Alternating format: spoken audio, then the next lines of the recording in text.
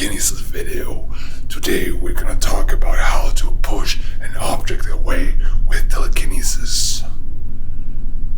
In order to make an object fly, you have to learn pull and push telekinesis first.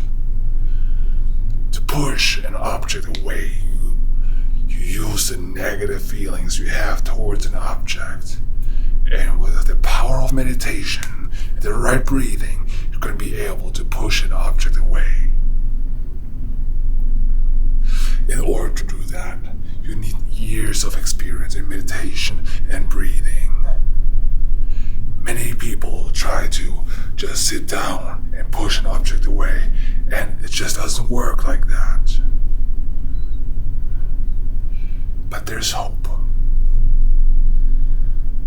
Just today, somebody sent me a message in my membership where you can join. And he sent me a video, and he showed me that he's been doing telekinesis for only 6 months. He has only been practicing for 6 months, and he was able to push an object away. So if he can, why can't you? There's always hope. So how do we do this? We sit down. We focus on the object, and we try to imagine what it would look like if it moves back and forth, closer and further. And then, it's very hard to explain, but you feel a sensation in your brain that you have a connection to the object.